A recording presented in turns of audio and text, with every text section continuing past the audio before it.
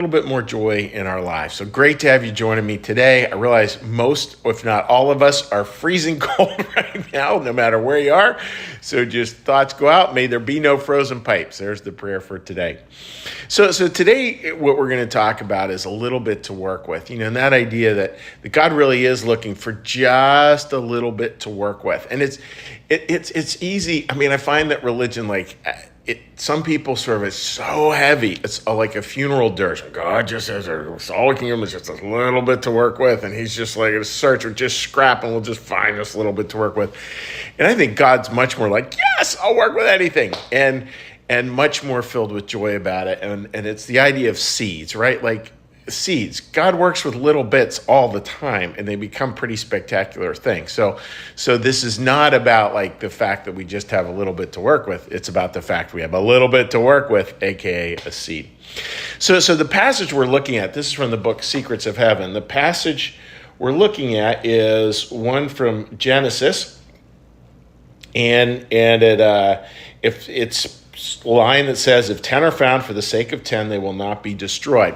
So it's dealing with a much bigger story of the destruction of Sodom and Gomorrah. And here's God saying, like, look, just give me a little bit. Just give me 10. Give me 10. And it's not about literally 10 good people in a city and I'll save the city. Like, that's not how it works. This is about us and our spiritual states. And God's saying, look, you know what you have? There's just 10 pieces, 10 little bits. I can work with that. And there are parts of our life, by the way, that do need destroyed. We're going to see that with Sodom and Gomorrah, that do need to go. Ask anybody who struggles with addiction, that needs to go eventually. But this is talking about sort of before that, when God is trying to work with any little remnant we have. And that's what it's talking about, is a remnant here. It's a beautiful line because it's old language here in this passage, but the language talking about this from a Christian New Church perspective in the book Secrets of Heaven is a very contemporary perspective.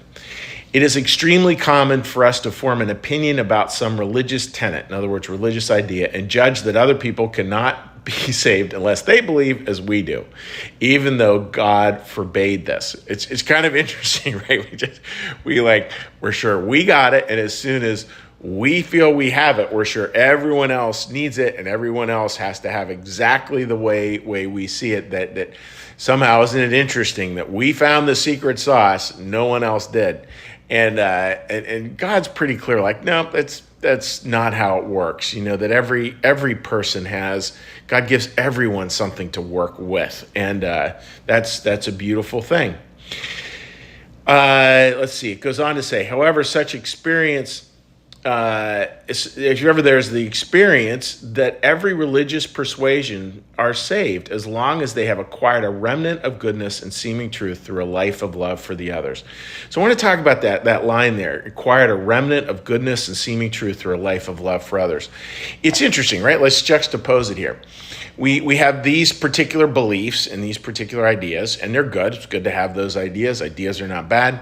Where it gets a little off track is when we start to believe, well, everyone else must have the exact same beliefs I do because they're the beliefs God has ordained, and if you don't believe this, you're going to hell.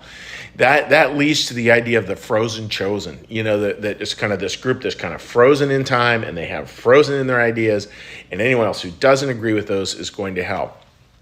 That's a pretty serious problem, and that can lead all kinds of wonky ways. Again, it's not saying that there aren't things that are true. There are clearly things that are true, and we are to share those things. But don't believe that we have the absolute answer, because oftentimes we conflate. We think, well, God has the answer. I've discovered God's answer. But see how ego can kind of creep in there a little bit? Like, I have the answer that I believe God has given me, therefore it's the answer for all people. Not necessarily true. So we need to be super careful about that. So what then does save? And it's the saving. It's just God works with just a little bit. That's how salvation works. And salvation works with this idea of a remnant, this tiny little bit. And I want to read that again.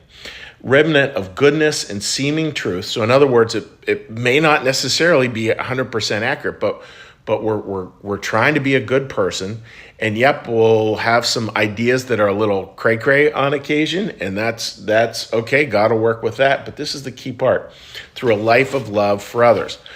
So this little tiny bit that he works with is that life of love for other people. I mean, folks, this is so revolutionary, and just I think it's something that I imagine we all know. I mean, I think real truth is something that when we hear it, it's like, oh yeah, of course. And that's the remnant God's working with. That's the little seed. He's just saying, look, I just want to see that people have love for each other. Not even see, that's the wrong word.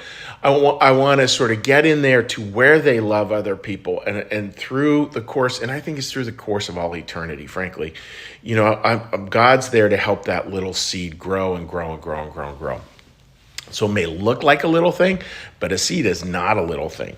I think about a quote I love, and I quote it a lot. It's a quote about apples. It's by the guy who wrote, Ken Kesey.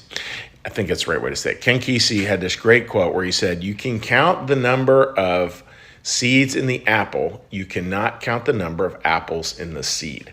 I think that is brilliant theology. You know, that's what God is doing. Just these little tiny bits, these small little tiny bits, and that these little tiny bits then can grow to all eternity.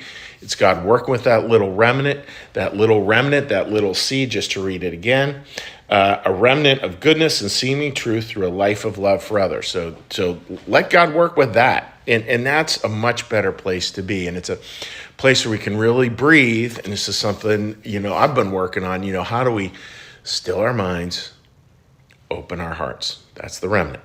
Still our minds, open our hearts. I want to say that again. Still our minds, open our hearts. Be there. Let that be a little mantra for you today.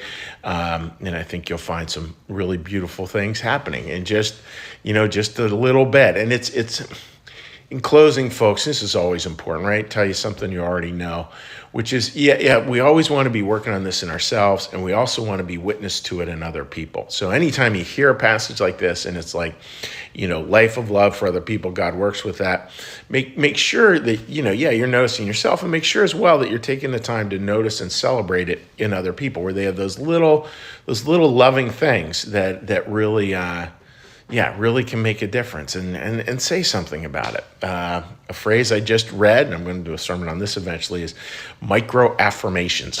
You know, these tiny little affirmations that get right to that remnant in a beautiful way. So I hope that makes sense, friends. And what we're going to do now is we're going to shift gears. When we shift gears at New Church Live, what we do is this. We do a little meditation, we do a little prayer, we do a little blessing, and then we say hi to folks on social media. Again, most people, 99% of the people watch this archived. Again, you are more than welcome to leave an archived response later on in written form, and we'll respond to it in due course. So with that, dear friends, let's start out with a big breath.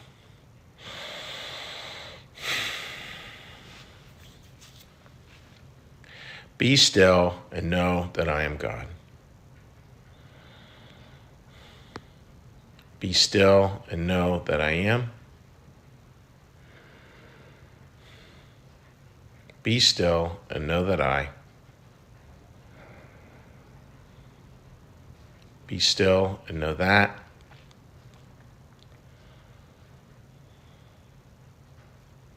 Be still and know. Be still and. Be still.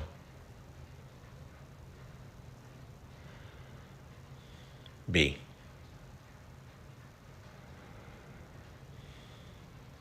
Our Father, who art in the heavens, hallowed be thy name. Thy kingdom come, thy will be done, as in heaven, so upon the earth. Give us this day our daily bread, and forgive us our debts, as we also forgive our debtors. And lead us not into temptation, but deliver us from evil. For thine is the kingdom, and the power, and the glory forever. Amen. May the Lord bless you and keep you. May the Lord make his face to shine upon you and be gracious unto you. May the Lord lift up his countenance upon you, bring you peace, and bring you home. Amen. All right, dear friends, so let's do a little check here and see if people have left comments. All righty. Linda, thank you. Chuck, seeds are so important. They really are, Linda. And it's just such a beautiful, I mean, that whole parable, the sower, right? Just incredible. Marcus, good morning to you, buddy. Hope you're doing well. And let's take a little flip over to here. All right, just seeing over here. No comments over there. All right, friends. Well, wishing you all the very best. May God bless your day. God is blessing your day because you woke up. That's a pretty big blessing. And just thinking of everyone.